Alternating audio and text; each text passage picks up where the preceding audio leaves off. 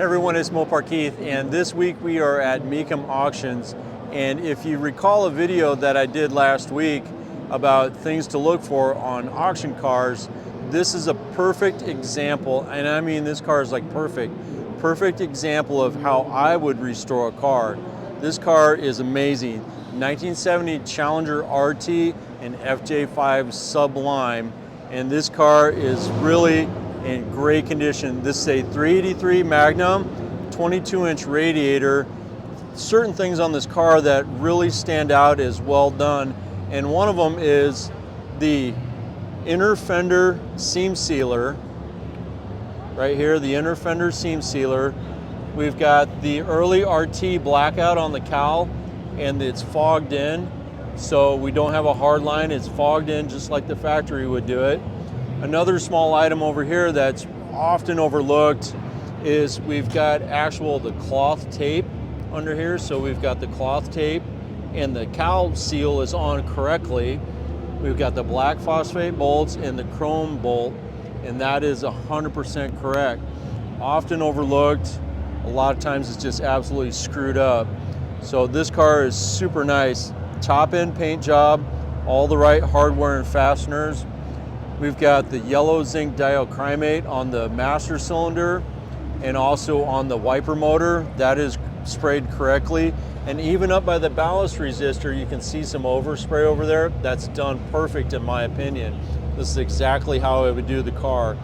Fender tag and the aluminum tag are in place. Squeeze clamps, date coated hoses. Now I can see one item on this. This car would be born with a point style ignition, and I'm gonna take a wild guess and say they put Pertronix ignition system in there. Totally acceptable. Right alternator, the right coatings, bolts. One thing I really stress on all the time is radiator core support blackout. It's all blacked out, and it's even fogged in. It's not masked off, it's just fogged in perfect. I would call that perfect. The other thing that people often miss too is the plating on the latches. So we've got a black phosphate there, and we've got kind of a brownish green plating on there. And then also on the secondary latch, we've got the correct plating on there. This car is amazing. It's gonna sell on Friday morning, and it's gonna sell like right away. The lot number is number 8. So this car is gonna sell right away. Polyglass tires, really nice poverty caps.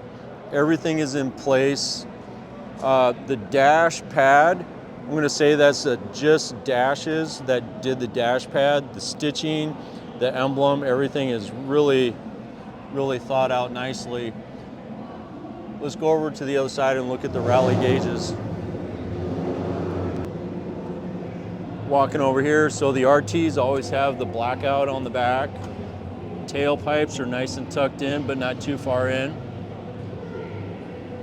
The rubber on there is really nice. It's not all gouged up. Stripe is dead on. Look at that door alignment. All right, the gauges, all the knobs and everything are correct. Shows 3,600 miles on there.